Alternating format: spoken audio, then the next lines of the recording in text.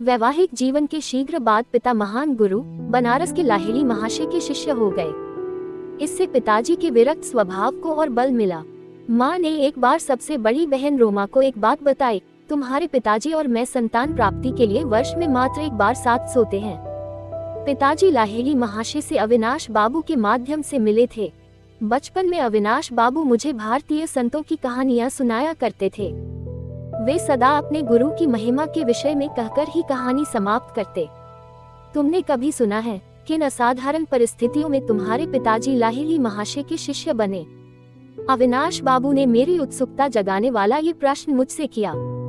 तुम्हारे जन्म से कई वर्ष पहले मैंने अपने वरिष्ठ अधिकारी अर्थात तुम्हारे पिताजी से अपने गुरु का दर्शन करने हेतु बनारस जाने के लिए 1 सप्ताह की छुट्टी की याचना की, पर तुम्हारे पिताजी ने उपहास किया। उन्होंने कहा, क्या तुम कट्टरवादी बनना चाहते हो? यदि जीवन में आगे बढ़ना चाहते हो तो अपने काम पर ध्यान दो।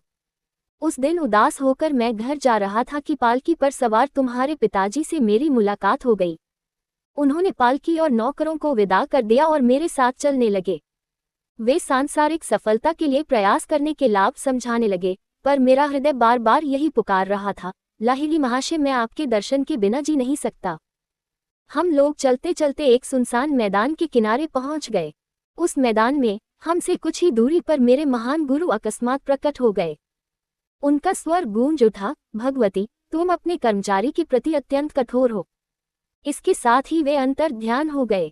मैं जमीन पर घुटने टेककर लाहिड़ी महाशय, लाहिड़ी महाशय पुकार रहा था। तुम्हारे पिताजी स्तंभित हो गए। वे बोले, अविनाश, मैं न केवल छुट्टी दे रहा हूँ बल्कि वाराणसी जाने के लिए मैं स्वयं भी छुट्टी ले रहा हूँ। प्रकट होने की शक्ति रखने वाले इन महान लाहिड़ी महाशय के दर्शन मुझे करने ही होंगे। मैं अपनी पत्नी को भी साथ लूंगा और इन महान गुरु से प्रार्थना करूंगा कि हमें अपने आध्यात्मिक पथ में दीक्षित करें। क्या तुम हम दोनों को उनके पास ले चलोगे? उन्होंने पूछा। अवश्य। अपनी प्रार्थना के इस चमत्कारपूर्ण उत्तर को पाकर और घटनाओं के इतने शीघ्र अनुकूल मोड़ लेने पर मेरा मन आनंद से गदगद हो उठा था। अगले दिन शाम को तुम्हारे माता पिता और मैं रेलगाड़ी से वाराणसी के लिए चल पड़े। वहां पहुंचकर कुछ दूर घोड़ा गाड़ी से, फिर तनगलियों से गुरु के घर पहुंचे। बैठक से प्रवेश करने पर यहाँ हमेशा की तरह पद्मासन में बैठे गुरुदेव को प्रणाम किया। उन्होंने हृदय वेधी आंखें झपकाए और उन्हें तुम्हारे पिताजी पर स्थिर कर दिया। भगवती, तुम अपने कर्मचारी के प्रति अत्यंत कठोर हो।